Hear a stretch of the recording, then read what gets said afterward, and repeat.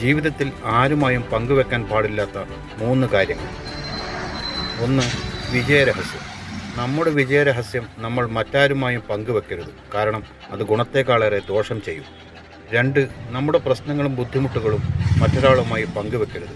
കാരണം പഠനങ്ങൾ പറയുന്നത് 70% ആൾക്കാരും മറ്റൊരാളുടെ പ്രശ്നങ്ങളിൽ സന്തോഷിക്കുന്നവരാണ്. 3. നമ്മുടെ സ്വപ്നങ്ങൾ മറ്റുള്ളവർക്ക് മുന്നിൽ വെളിപ്പെടുത്തരുത്. കാരണം മറ്റുള്ളവരുടെ അനാവശ്യ അഭിപ്രായം ചിലപ്പോൾ നമ്മുടെ ലക്ഷ്യത്തിലേക്കുള്ള യാത്രയെ തടസ്സപ്പെടുത്തിയേക്കാം.